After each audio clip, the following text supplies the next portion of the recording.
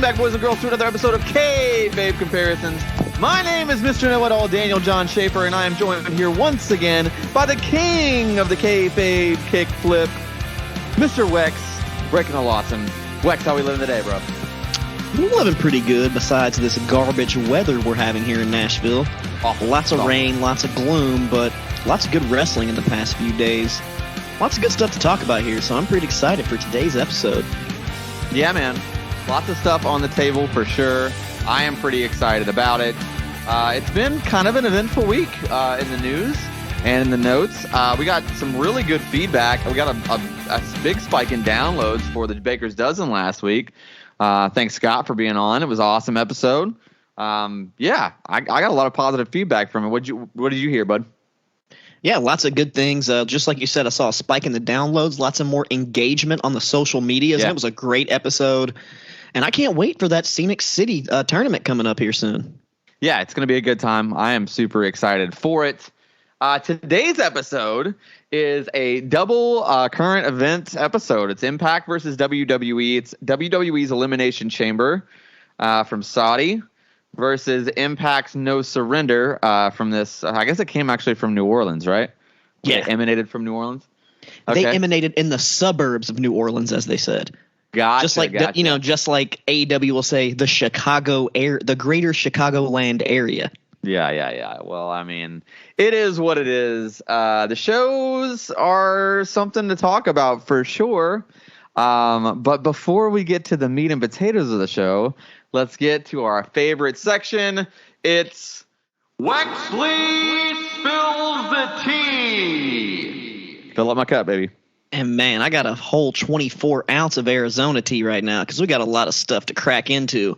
And we're going to go start with WWE like we always do. And one of our all-time favorite wrestlers, most people from Tennessee's favorite wrestlers, AJ Styles, just signed a new deal worth $3 million a year. Wow, good for him, dude. That's awesome.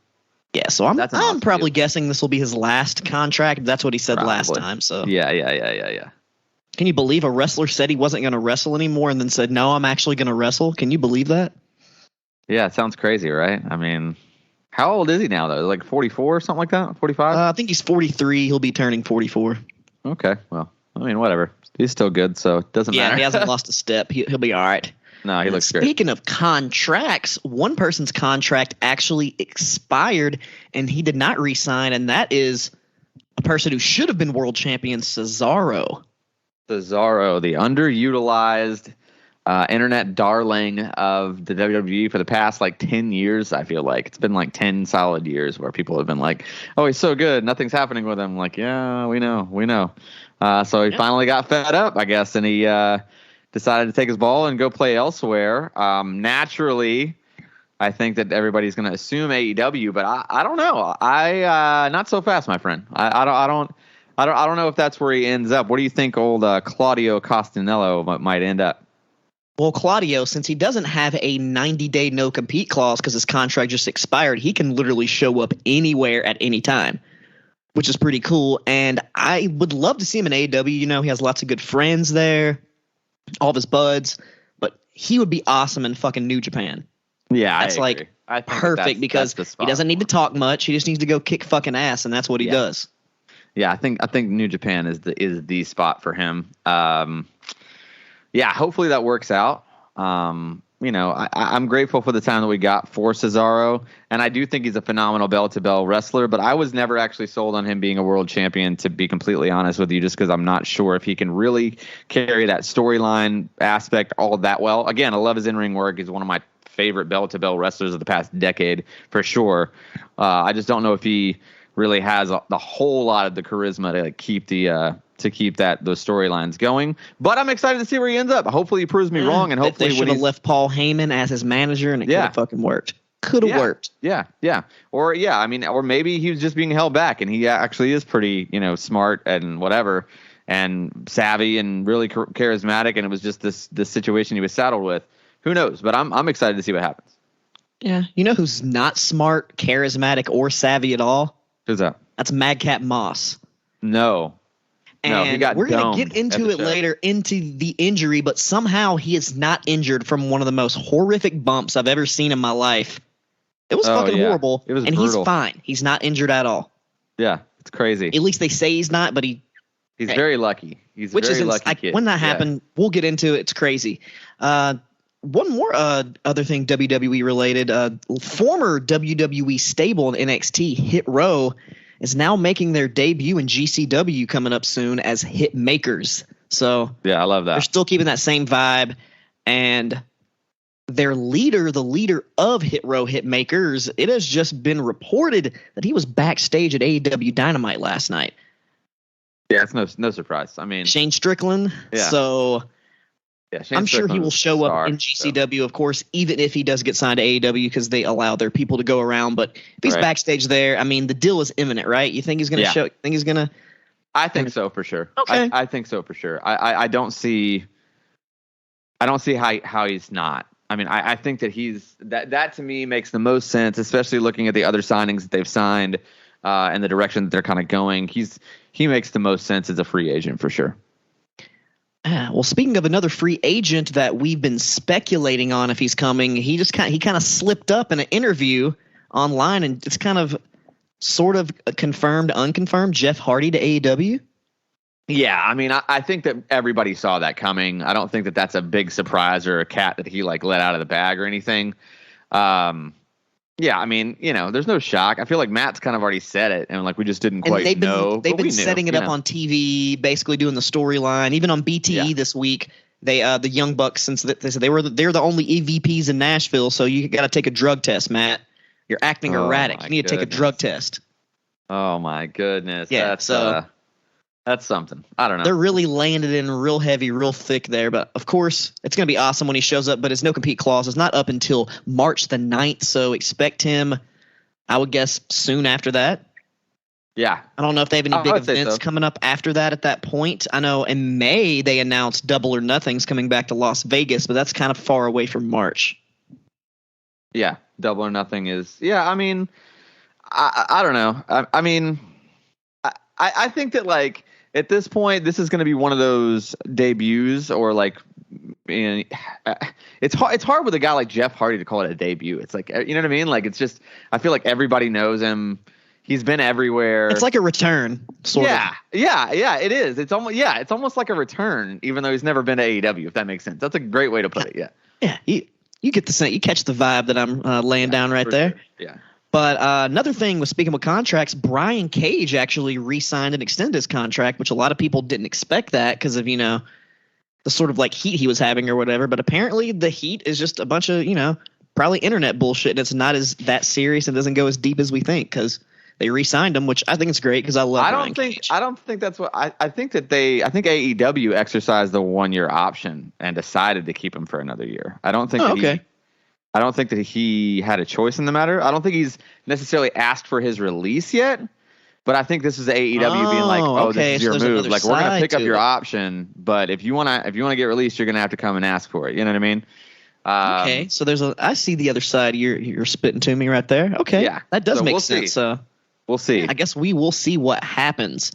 And we were both right. We predicted it. The third man was indeed, in fact, Buddy Matthews. It was. He did make his debut as the third man. And, yeah, it was a really good Dynamite that happened on Wednesday. And, dude, MJF promo of the year. Oh, my God. So good. He cut a babyface promo. Yeah. This man is on another – dude, MJF is on a whole nother level. He's a beast, pro wrestling is an art form, and he is mastering this art form at such a young age. It's insane. Yeah. Yeah, he's really good. That dude is going to be a legendary star for years to come. I've never seen someone that good this young. Never. Not this fast. No, never. He's just so hopefully, good. Yeah, he only gets better, which I think is going to happen. MJF, he's the shit. And I can't really think of anything too big on the news that I haven't covered. Any tea? Do you know anything I missed? No, I think that's about it from my side, other than the catastrophe that happened in Saudi Arabia. Jeez, and we'll go ahead and get into that bullshit. Let's jump right into it, man. It was this past weekend. It wasn't even a weekend, wasn't it? Was it on a Wednesday or something like that? No, it was on a Saturday. It was Saturday. It was a Saturday. No, at 11 a.m. Yeah, 11 a.m. Yeah. Saturday at 11. So it's like college football, I guess. Yeah, I don't know, man. Listen, I feel like these Saudi Arabia shows are always a shit show. I just I've come to expect something crazy bad is going to happen. Some legendary level botch is going to happen, and every single time they don't fail me, and we get one. So let's jump right into it here. I thought they had a solid opening package, better than the last few specials that we'd seen. I was not at all hyped to see Goldberg, but the package itself was good.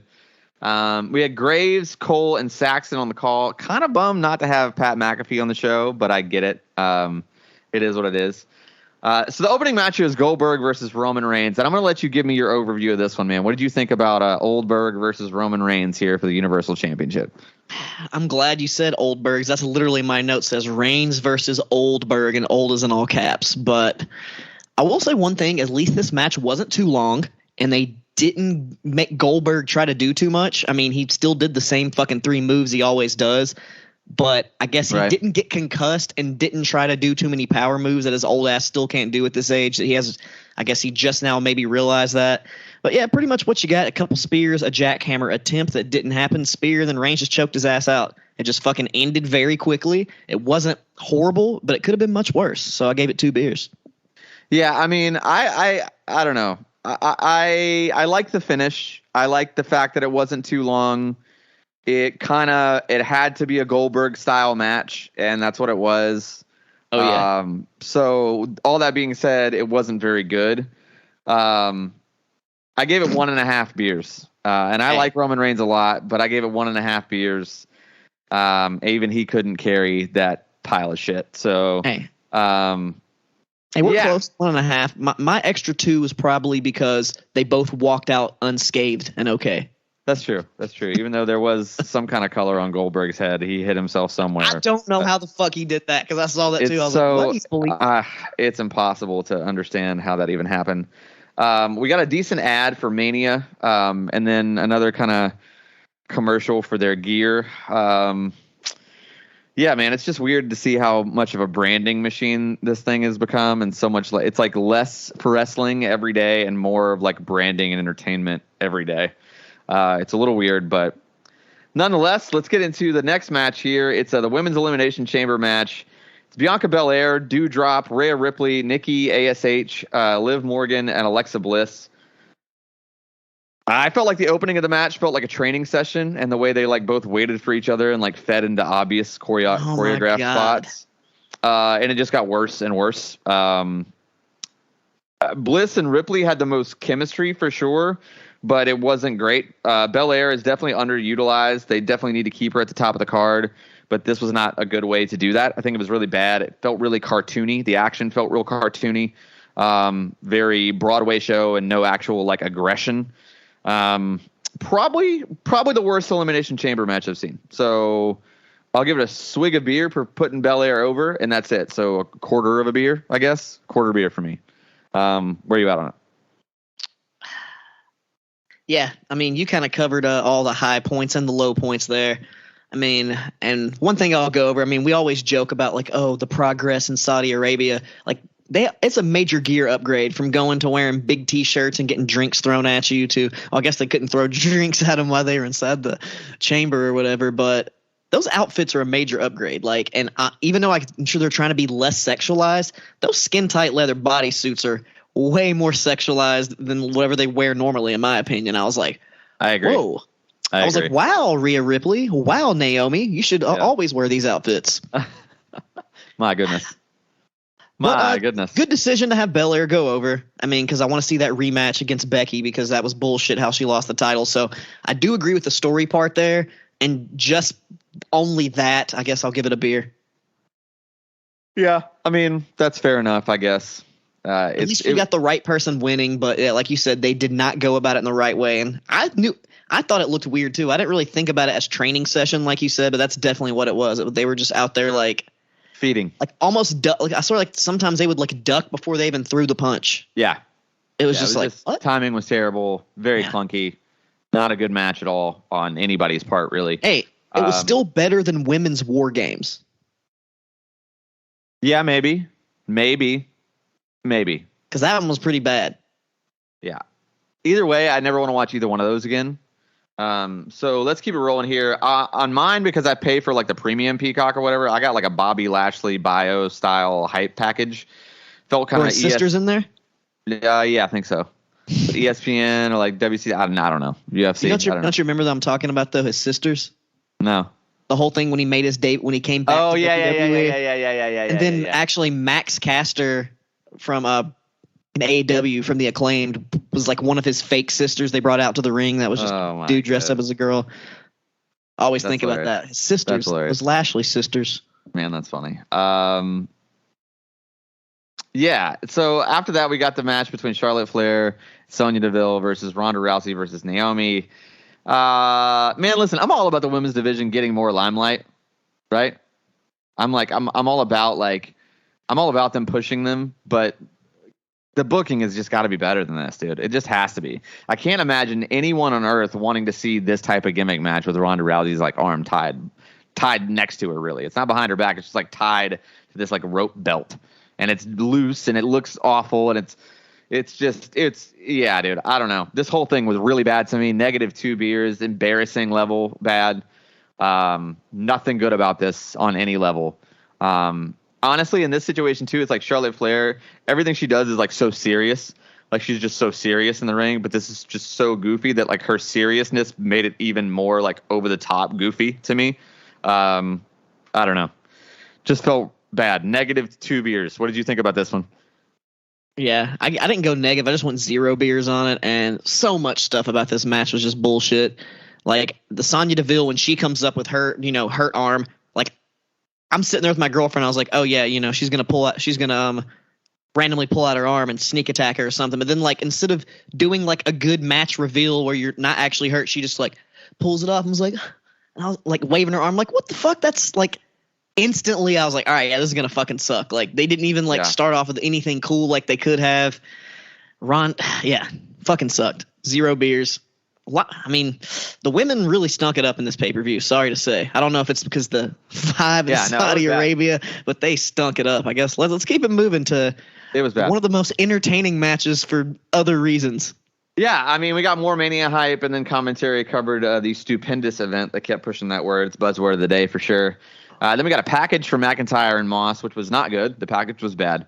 And then it was Drew McIntyre versus Madcap Moss. It's kind of a shitty handicap match, really. Because it's falls count anywhere. Yeah. That's the stipulation. Corbin. Yeah, I don't know.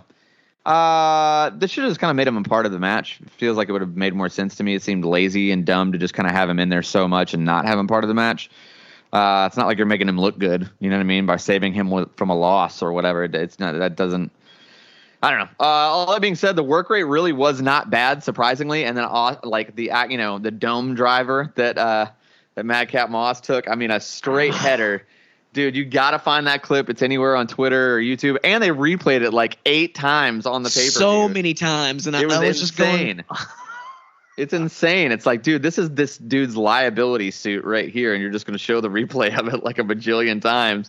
The dude's going to wake up scrambled eggs walking back to the ring like Michael J. Fox, and you guys are going to get sued. Like, it's going to happen. It's ridiculous. Why would you show it that many times? My goodness. All that being said, man, I gave it a beer for effort from those guys because they did work their asses off. But it wasn't a great match by any means. So, yeah, 1 beer for me. Where are you at on it? That's funny. My rating literally says 2 beers for the effort. Yeah, there you go. Yeah, it's literally like for the effort. And like you said, dude, that reverse Alabama slam. Like I've never seen anyone take that move like that. And he's the reason he hurt himself. Yeah, I don't understand why he took it like that. And then one of the most dumb things at the end of the match, Drew McIntyre picks up his sword. And I'm like, this is a no DQ. Like, why don't you just start fucking using your sword? But then he like holds the sword up and then does the claymore. And I'm like, what the fuck is going on here, dude? Like, this is so fucking stupid.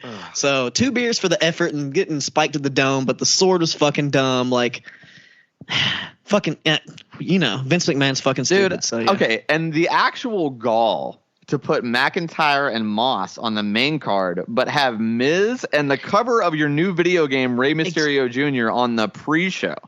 Like, that just... then you give us Madcap Moss is a pre-show guy. Yes, absolutely. And then we get, like, this cryptic partnership tease with the Miz. And when I saw, now we know better. Now we know pretty much what's going on. But at the time when I saw this, I was like, I swear to God, if Cody Rhodes left AEW just to team up with The Miz at WrestleMania, I'm done. I was like, I will stop watching WWE. I will just stop. Like, I'm not putting myself through it anymore. Luckily, that's not happened quite yet. We're gonna kind of see what happens, but yeah, man, I don't know. It was a weird promo. The match here is Lita versus Becky Lynch for the Raw Women's Championship. I was really hopeful for this one, and Lita was just really rusty. Lynch is definitely not carrying matches like she used to either. Like, I genuinely believe, like, it looked to me like Lita's cardio just wasn't where it needed to be. Because, like, her execution wasn't bad. She just felt like she was a step behind the whole match. Like, and so it really could just be ring rust. I'm not going to go out and say, like, oh, she's lost it, she doesn't have it anymore. I think it was just, like, maybe nerves, and that's a long-ass flight to come out of retirement for and have a wrestling match. You know what I mean? Like, there's a lot going on there. I don't know. And then, the thing with Becky too is I feel like she's getting slimmer and slimmer. And so it's hard for me to suspend my disbelief when she was so much more muscular before, you know what I'm saying? Like, so I felt like it was more believable before, I feel like, just physically. So it's just, I don't know. It missed me. I mean, Lita's just bigger than she is. And so it's hard for me to, like, really take Becky Lynch as, like, this threat, like this heel threat to somebody when she's so much smaller than the most of her opponents. Yeah, so I don't know. Not a great match, but honestly, the bell to bell thus far throughout the entire show, this was the best match thus far on the show, and I gave it 2.5 beers. So almost 3 beers, still a little bit below average for me. Where are you at on it?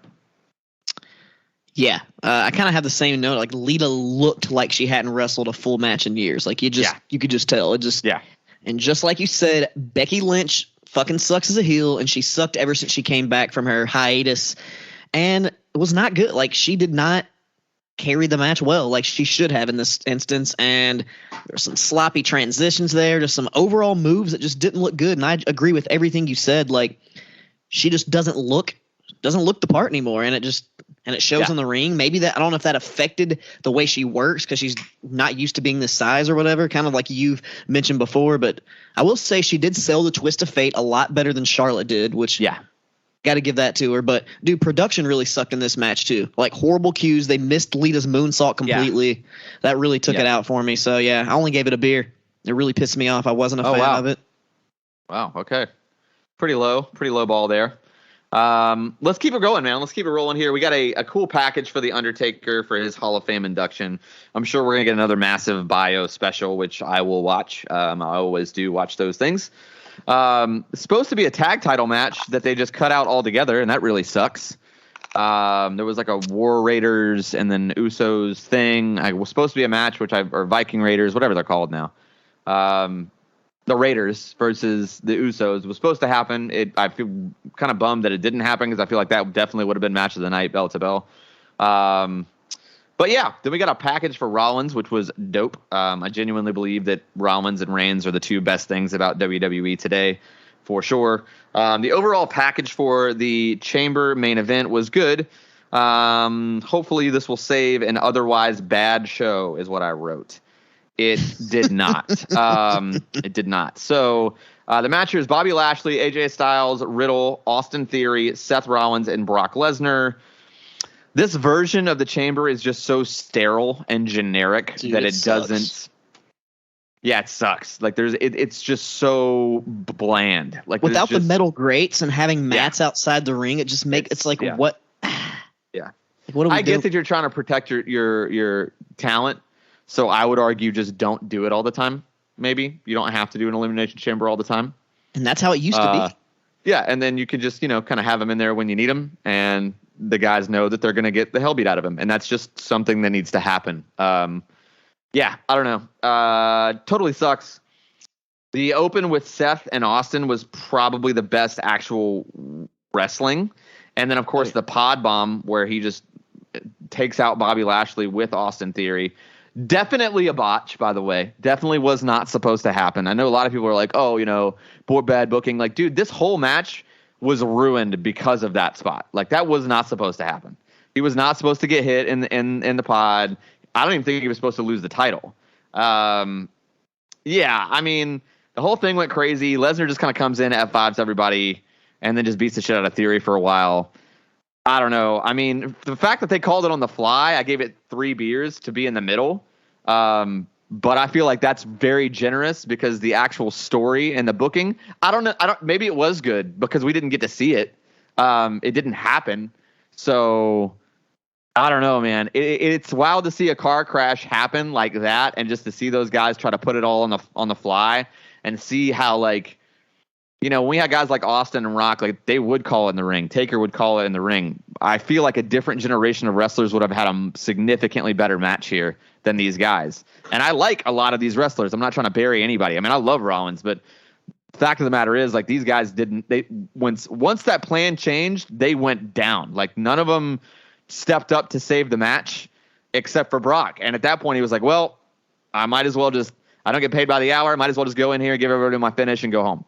And that's what he did. And so I'm going at least in the middle for that. Yeah, I'll go 3 beers on it. What'd you think about this main event? I'm almost there with you. I mean, and I was kind of hoping that Cody would be a surprise entrant in the chamber. And then when the Bobby Lashley thing happened, I was like, oh, so are this like planned, even though I know it was a botch. And then I was like, what? Like, it just kind of made Bobby Lashley look weak and lame, honestly, because it didn't even look that bad. It just, and people are saying he was already working with an injury and all this other bullshit. So whatever really happened, like, if it was a work and that was part of the match and it was supposed to happen, that was fucking stupid, because it just made him look weak and made him look lame, which we know that it probably was not like that, but in the possibility it was, fuck that, it was dumb. There's no way it was. Nothing happened that made any WWE style sense, which I know it sounds ironic in itself. Except nothing. As soon as Brock Lesnar came out, I knew what was going to happen. Like, as soon as he kicked open the pod and came out, I was like, oh, yeah, but that was definitely on the fly. Everybody up. He definitely called that. It just decided to do that. Like, he just decided to do that. And that was also lame, because it's like, honestly, like, now when Brock Lesnar enters a match, I'm like, oh, he's gonna fucking win. Like, he's gonna win. Yeah. And the F5 bump, I get what they were going for, but like, it looked terrible. The way he took the bump, he just jumped down onto his feet. It just did not look good at all. And I was like, oh God. But I get what they were trying to go. I don't know how else he could have taken that bump, to be honest with you. Like, I kept thinking about it. It's like, I mean, the only thing he really could have done was rotate all the way back and take a flat back off the pod onto the floor. It's a mat, though. It doesn't matter, bro. That's a fall. I mean, come on. Off the top of the pod? A flat back off the top of the pod. Jeff Hardy, his age, would have did it, is all I'm saying. But I gave it 2.5 beers. Overall, not good. Probably one of the worst Elimination Chambers ever on the men's and the women's side. Just garbage. Yeah. This is the worst Elimination Chamber event, period, of all time. This is easily the worst show of the year so far. I'm including some GCW shows that we've covered in this. It's the worst show. It's the worst show I've seen. Oh, yeah, 100%. This is the least fun I had watching a wrestling show. I was like, all right, is this thing going to be over soon? And then once the main event came out, I was like, all right, we're getting closer. We're getting closer. Yeah. So I want to be done talking about this event because it was that bad. Right, well, let's move on over. Let's do it. It's Impact No Surrender 2022. It emanates from the Greater New Orleans area, probably the parishes, if you will. We got a weird ass Star Spangled Banner open. They did like a weird harmony type version of it. Wasn't for me. Yeah. Anyway, but later we found out those are Mickie James's friends, so that's why they whatever. Did it. I still don't care. Did not like. Yeah, we got a decent little opening package there, though. It was pretty good. And then the match here is Chris Bay versus Ace Austin versus Jake Something versus Speedball Mike Bailey. The match started off hot. Jake Something is definitely a star. He looks great. He's got a good persona, and he's pretty decent on the mic too. That we'll see that later. I love that everybody kind of got their shine in the match. The transitions were seamless. It was really well put together. Great tempo, great chemistry. I think that this was a breath of fresh air after having watched the Elimination Chamber earlier in the day. So I rated this one very high. Maybe it's just because it was the first like real good wrestling that I saw all day. And I give it 4.25 beers. I really, really enjoyed this match. I thought it was a great 4-way. I think it was a great way to put Jake something over, and I don't feel like anybody got hurt. I will say this, though. From what I've seen of Speedball Mike Bailey, I think he's good, but I think he's overrated. I feel like everyone talks about how he's like amazing. I don't see amazing in that guy. It's a personality thing. I think he's great bell to bell, but I can just tell by his facial expressions and he almost does that Ricky the Dragon Steamboat babyface thing, and he looks at the camera a lot, and I really don't like that as a babyface. Like, I don't know why it bothers me, but he just looks at it and he's got this shit-eating grin like, hey guys, did you see him do that cool thing? I don't know. I don't know. I don't like him. I don't like him. Don't like his face. I love Speedball, so I don't like his face. 4.25 beers. What did you think about this match? I thought it was very, very good too. I gave it 4 beers. I thought it was very fun. Like, it was a good opener. It was exciting, fast paced, and everybody looked good in this match. There wasn't a weak link here. Right. Sometimes in these matches you have like the one guy like, he kind of sucks, but like it's one of those matches where like you're like, dude, every guy is awesome and I don't really care who wins. So you can't really be let down in that situation. And especially, I said, Speedball Mike Bailey and Chris Bay looked really good in this match. And I know what you just said. And, dude, I also like Jake something. I like his contrast of, like, his strength, power-based stuff, but still moving just as quick as the, I was going to say cruiserweight guys, but as the X Division guys. But he fit in there really good. And I think that match against him and Trey Miguel is probably going to be fantastic. Oh, it's going to be maybe something like him versus Steve Macklin, but way, way better. Yeah. I mean, honestly, Steve Macklin, I think, is, like, a crazy in-ring guy. I don't know. To me, Steve Macklin is like the indie version of Hardcore Holly. Yeah, that's a good comparison. He's no like, personality, but he'll whip your ass in the ring. Yeah, and you believe it. Like, I believe that when he gets in the ring with people, he can beat the hell out of them. I believe that. But yeah, I'm almost right there with you though. 4 beers, fucking great opener, fantastic X Division style match.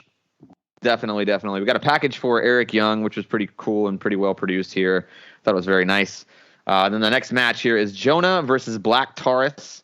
I noticed the commentary stole our line straight up and did the whole "it's big meaty men slapping meat," and I thought that was good stuff. I don't know what Aiden English is going by as his persona here, but in Impact, but it's great. I love it. I think he's actually really good commentary. He's just going by his real name. It's Matt whatever. Oh, okay. It's good stuff. Anyway, I thought that Reinhold, him and Tom Phillips, whatever his Hannigan or Hannaflan or whatever his name is, Camaflam or whatever it is, I don't know. Those two guys were great on commentary. I thought they were a really good team, and honestly, it felt them on commentary added a level of production to me. It felt very very pro. Yeah, I don't know, man. This match, though, sometimes 2 big guys is kind of the worst kind of match, but this one held its own. It was a solid tempo, really good bumps, big, impactful stuff. Not match of the night, but definitely above average for sure. I gave it 3.25 beers. So slightly above average. What do you think about Jonah versus Black Taurus here? All right, we got a winner right here. 3.25 beers also from me. And I thought it was great. It was the Athletic Hoss versus the Lucha Hoss. It was like very good. A combo of power moves, but like Taurus was still doing some like decently cool high flying stuff, and then Jonah, anytime he does anything remotely coming up off the ropes, it's going to be gnarly. And that crucifix bomb was really fucking sick by Taurus. I mean, honestly, I think Jonah is an awesome big man who's highly underrated, and I think if he continues on this path, maybe we'll see him in some bigger main event spots. I could definitely see him going for the world title or something like that. But yeah, an above average hard hitting singles competition right there. 3.25 beers for me. Yep, I enjoyed it for sure. After the match, we got Jake something with a promo on the X Division. Trey Miguel kind of interrupts, and they become buddies. Then Ace Austin and Fulton kind of come in and blah, blah, blah, be the heels. It sets up a tag match. Kind of random, but I like that Impact is kind of like – I like that they're really trying to do more. They're trying to be what WWE was, let's say, 10 or 15 years ago, which is fine with me. Because WWE's not doing it anymore. And so I don't mind somebody kind of filling in that classic WWE style void. And I think that they're trying to do it here with the storylines and stuff. And maybe they can turn the corner. Because honestly, the performance from everybody here was decent. Like even in the promo, I mean, like everybody was. Trey Miguel was the weakest of all the performances. Trey Miguel was the weakest, dude. I'm sorry, but that dude is just straight up like Ricochet Jr., man. He looks like him. Even the way he talks. I mean, It's He's still better. He's still better promo than Ricochet. I'll give him that though. Yeah, Ricochet's really bad, but just the way he was talking, like everybody else just sounded natural, and he just kind of had like this forced. I don't know. It just wasn't all the way there. Wasn't all the way there, indeed. The next match here, though, is Eric Young versus Jay White. It was a quick start, and I feel weird about Eric Young. Maybe it's because his career has been so long that sometimes it's hard for me to see Eric Young as a serious wrestler. Just because he's been such a comedy guy for so long. But he is a very good worker. I mean, and when he's being serious, it's like, I know that's a personal mental hang up because he's not performing poorly, but it's still hard for me to personally get into it. I felt like the match was good, great work, good back and forth. Jay White sold like a madman, which always makes the most massive difference. There was definitely some massive bumps in there too. The pile driver on the apron specifically was a little wild. Thought the match was really good. The finish was a little wonky. It could have been better. Didn't really kill the match, but I don't know. I felt like it was really good, not great. Hard for me to get into Eric Young as a serious heel guy, but it is what it is. I gave it 3.5 beers. So I did like it a little bit more than the Jonah and Black Taurus match, but it wasn't quite great. Above average, but not great. 3.5 beers for me. What do you think about it? Wow, I kind of have some of the similar notes to you as the reason why I didn't rate it a little bit higher. And I actually only gave it 3 beers right in the middle, and it's because of the poor choice of opponent for Jay White. Yeah, I just do not think, like you said, he's still a great, solid work rate. Like, everything was executed good. It was just like kind of underwhelming seeing him go up against fucking Eric Young. Like, there's so many great opponents in Impact that he could be going up against. And just like you said, the promo they had, Eric Young trying to push him as a serious wrestler. He's like, I've earned everything. And I'm like, dude, when I think of Eric Young at Impact, I'm thinking of him dancing with the crowd, running around the Orlando Impact Zone. Like, that's just what comes to my mind. I think of him like trying to, remember when he used to like do almost like the Ric Flair thing where he would walk down the aisle and he would like slap his shoulders and he would like just try to lock up with every like random fan or whatever. Like he would just like, just everybody on the guardrail. Like, I don't know. That to me is like what sticks out the most to me. And when he was like the intergender tag team champions with ODB. God. Like, yes. So he's just not I just can't see him in this serious role, even though he's a great wrestler. Yeah. And this match was, I don't know, because the first 2 matches were more quick, fast paced. This was just a little bit slower, like almost kind of like a WWE style, just with some stiffer bumps and tossed in the mix. I don't know. It didn't hit right for me. So I only went 3 beers right in the middle. 3 beers right in the middle. Let's keep it rolling here. We got an Ace Austin promo asking Mike Bailey to kind of join up. Oh, yeah. I do appreciate, again, that Impact is like, kind of leaning more into the storylines. Was underwhelmed by Speedball Mike Bailey's promo skills. He's very Canadian, by the way, during clearly. That promo. He's something. He's something. Okay, yeah, so the match here is Deonna Perazzo versus Miranda Alize. Alize, excuse me, for the Ring of Honor Women's Championship. It's an open challenge.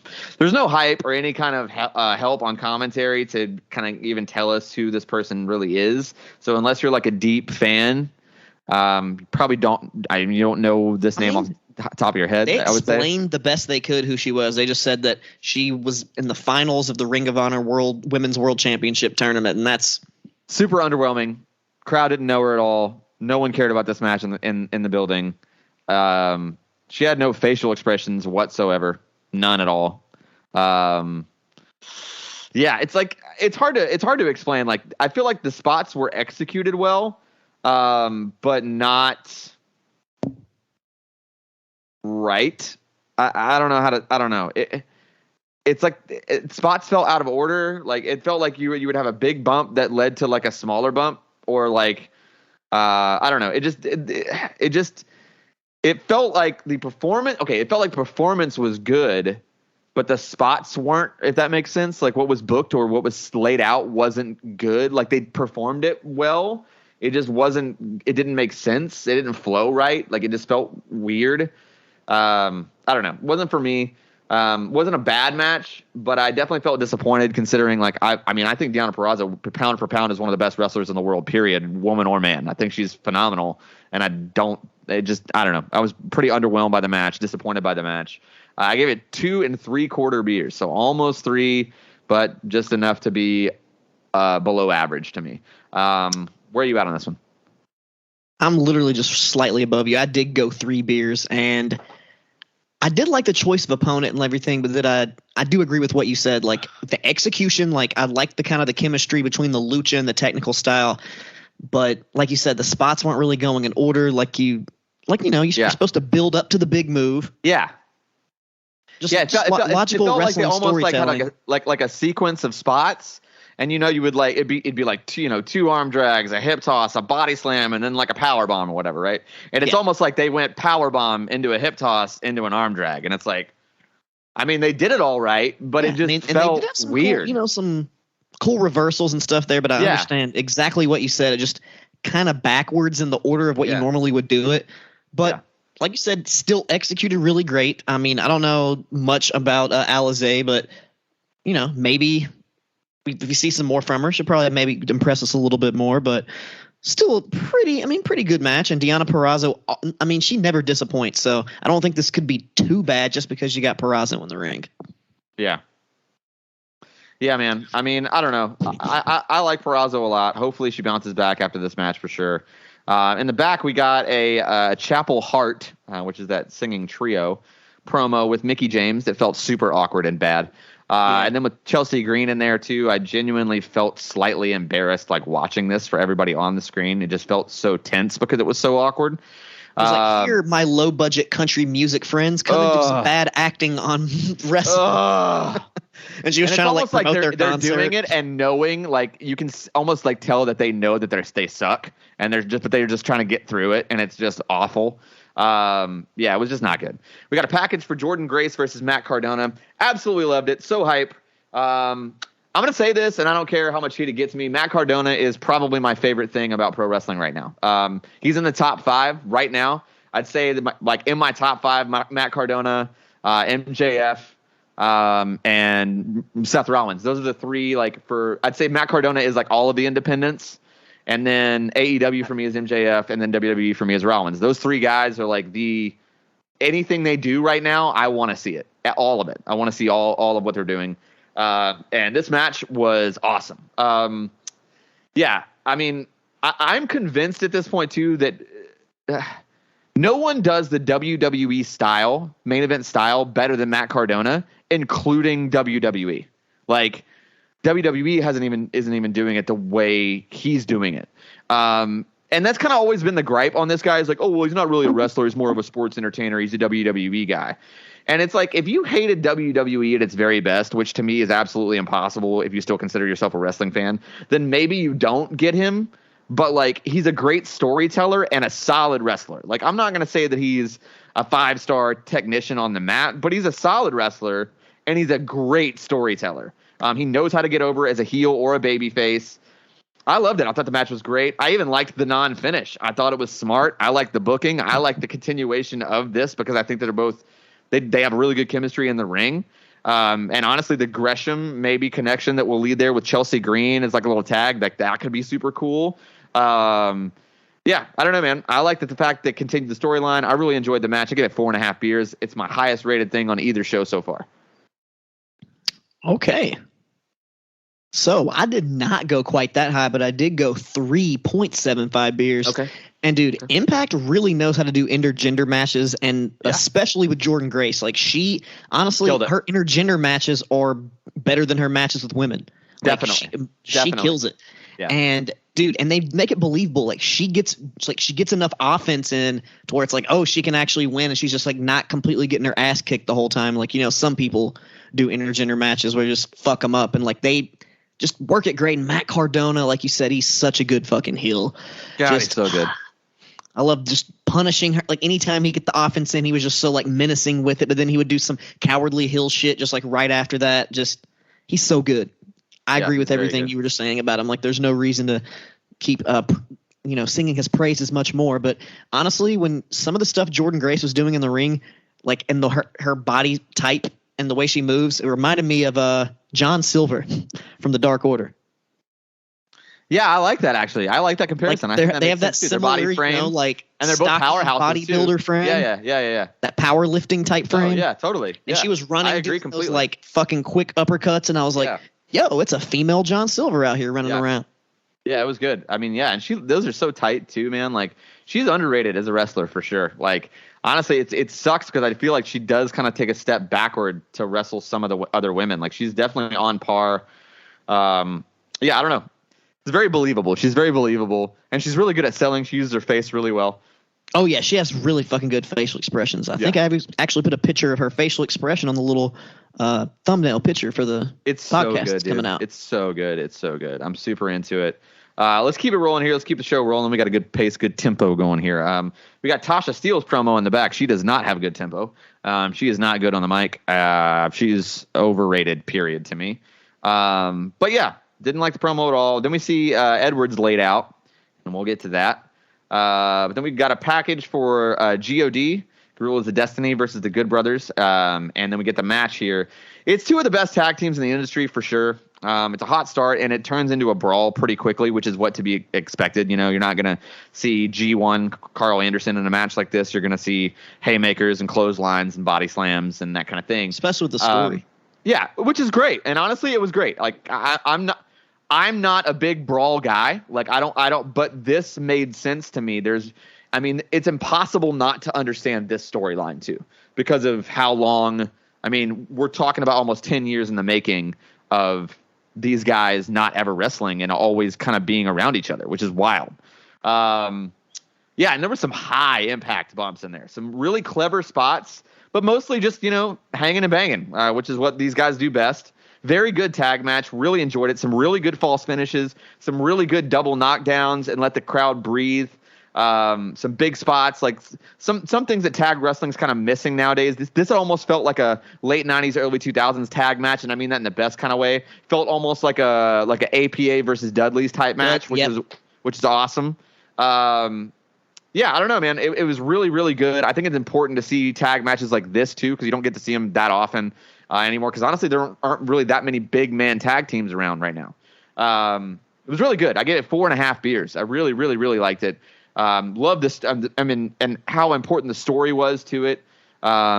Makes perfect sense. Love seeing the old Good Brothers back in Bullet Club for life. I think that's really cool. I like the idea of making GOD like just a traveling babyface tag team too. I think there's a lot of meat on the bone there. Wouldn't be surprised seeing them in WWE soon, to be honest with you.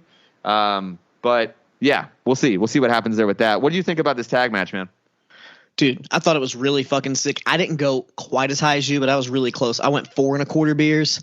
And I just think it's really like funny, the contrast. Like GOD has this sick ass fucking awesome theme song, and then the Good Brothers come out to just mega butt rock. It's like biker butt rock.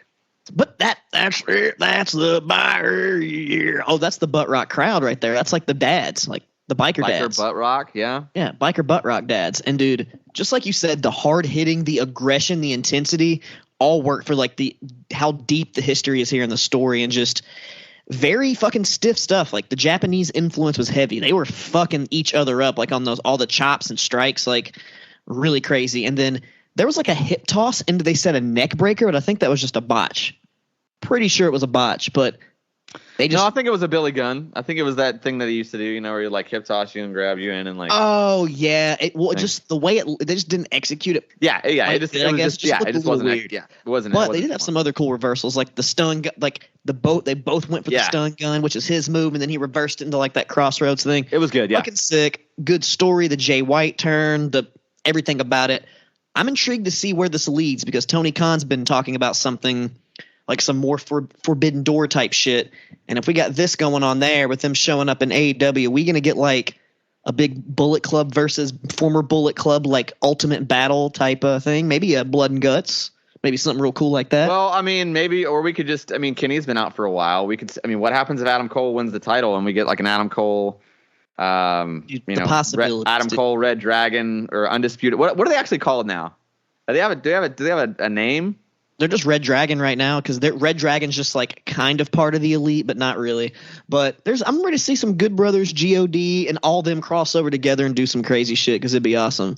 Pretty cool. So I guess that'd be cool. So the next match is, I don't know why the placement on the card here. I get it's the women's championship, but bad placement on the card here for Mickie James versus Tasha Steelz, and I'll let you ride on in there. I didn't like this match at all. It wasn't for me. I felt like they didn't execute anything well. I think that Mickie James lately is very hit or miss. She's either really good or pretty damn bad, and this was bad. And honestly, it felt like she was it felt like it was bad because she was leading the match, and it just wasn't. There was no continuity, and it almost felt like she's the baby face, but she's pouring on heat it felt like she just beat the shit out of her the whole match. That's what it felt like. And it's like, you're the baby face. Steelz never felt like a credible threat. It just wasn't. It was bad. It was bad booking. The flow of the match wasn't good. Tasha Steelz got no shine. It made her just look really weak, and I don't really feel like it helped Mickie that much. So I gave it a beer and a half. What did you think about this one? I mean, it wasn't horrible, but it wasn't very good either. Right. I mean, it was still better than Becky Lynch and whatever on the last pay-per-view, in my opinion. Yes. Thought it was better than that, but just never really picked up. And like you said, she just beat the shit out of her. Like, Steelz didn't really get much offense, even though she was playing the heel at the beginning, talking shit into the camera like, oh, hey, Nick at home, like, and yelling all that shit. But then her actions did not correlate with the character she was trying to portray at this point. Like, she was supposed to be the badass, and she's getting her ass whooped for the entire match. So just like you said, just didn't really work. Too much interference, too much gaga, too much bullshit. I went 2 beers. Like I said, better than Becky Lynch, but not that good. Yeah, definitely not very good. We got a package for Moose and Morrissey after that. The package was pretty good, actually. It was a nice hype package, really well done. I'm hoping the bell-to-bell in the ring kind of matches that crisp production. We got Myers on commentary. He's out on commentary. I don't like that. I don't like that he's been placed around this storyline. He's too sarcastic heel, and he's funny, and that's not good. Like, him on commentary with his comedy wit took away from the seriousness of this match to me. Like, it's not that his performance was bad. He was funny. He was good.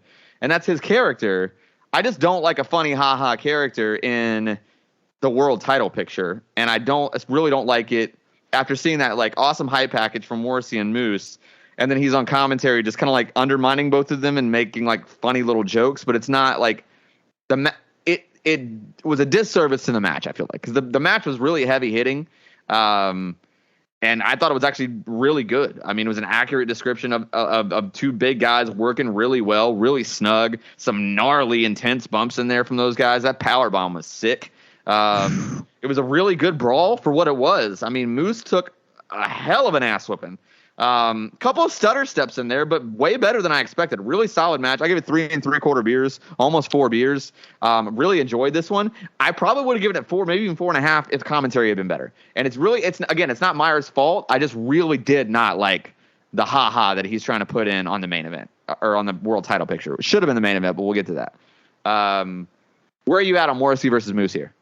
Dude, this was a lot better than I expected it to be, honestly. And they really put in some work. I went 3.5 beers. Morrissey most improved for sure. Dude, almost right there with you, just 3.5. And they even said on commentary again, big meaty men slapping meat. And I mean, there's a whole different type of big meaty men slapping meat. And like you said, there's a few little botchy spots, but they didn't like really let that like hinder anything. They just kept going, kept flowing. Lots of fucking big ass just power moves, and the BQE, the power bomb on the apron. It was just. He had a couple of them, the Uranagi through the table, and a big audible, like, fucking something by Morrissey. He yelled fuck really loud. Like, yeah.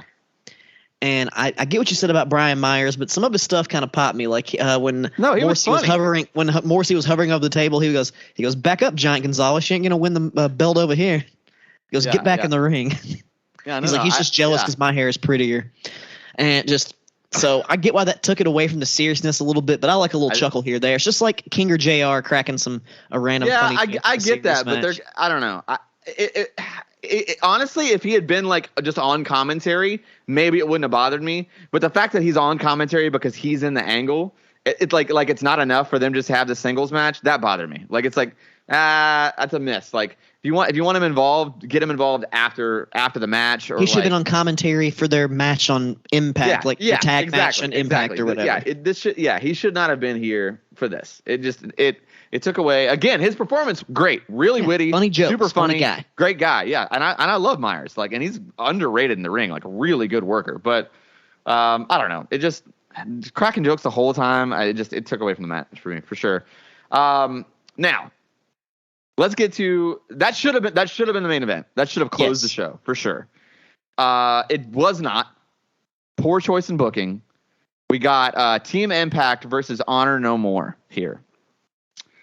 It's a big ass multi-man match, and this 100% should have been on the show, but it should have opened the show. This is how the show should have opened. And then you could have had the X Division match after that, or maybe even like a Mickie James, Tasha Steelz there, and then the X Division match, and flow everything else the way you had it on the card from then on. Really dumb not to put your world title on as the main event, especially with those guys. All for this angle.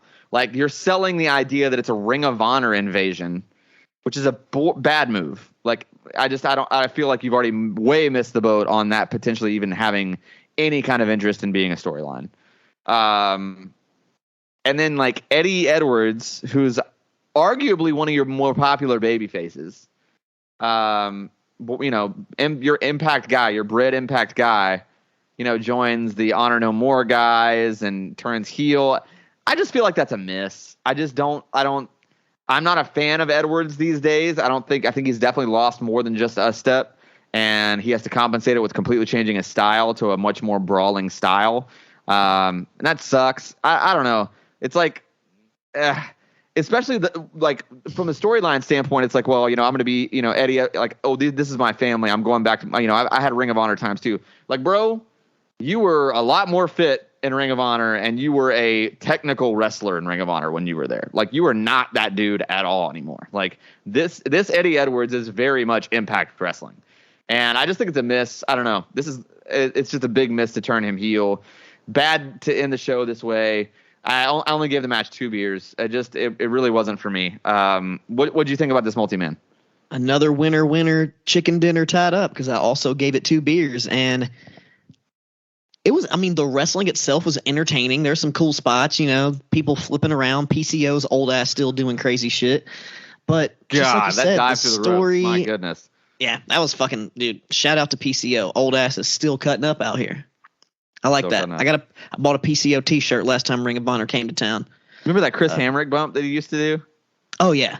That's dude, that thing is gnarly. That's what the piece, dude, he cleared the ropes and hit nobody and just dove out there. Like, I was like, wow. And he's like, what, 50 something, 55? Yeah.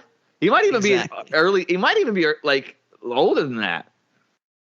I'm not sure. I gotta Google it. But yeah, he's been around for a long time. Shit. He wrestled Bret Hart, so back in the day. So that means he's been around for a while. But dude, too much going on. Like, when you have a 10-man match like this, like, follow that New Japan style. That's an opener.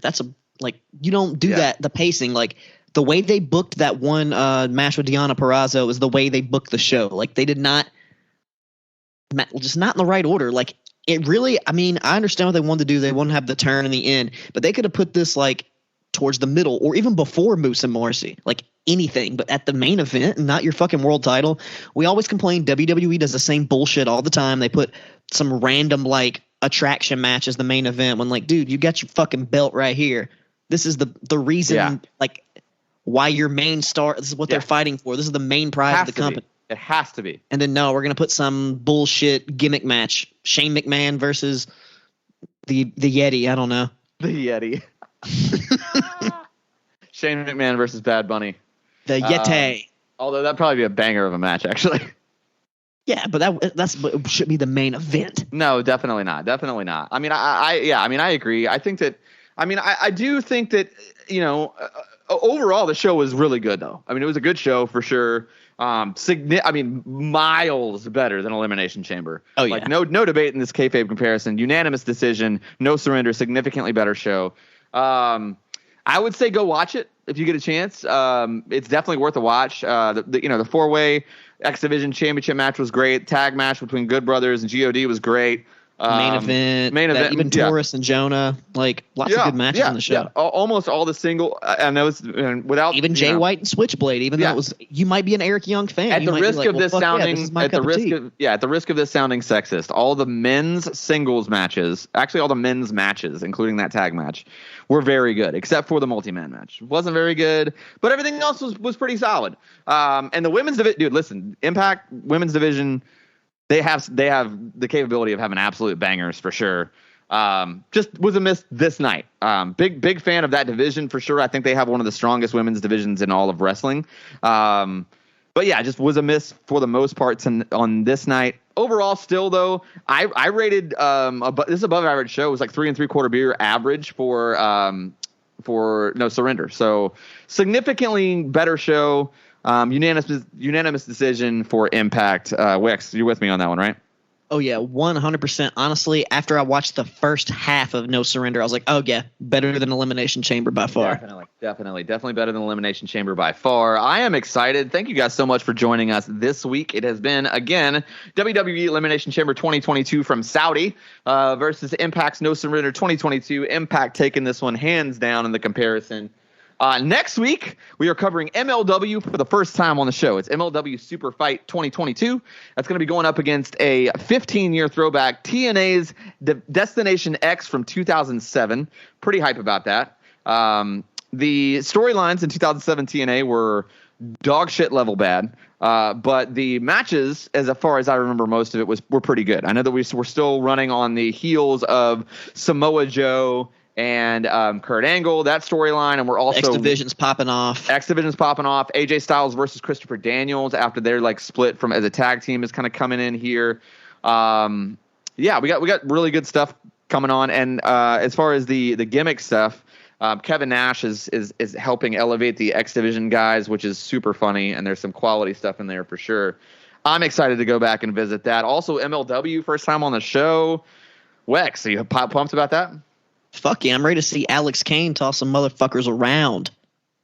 Yeah, dude, I'm hyped for that. It's about time.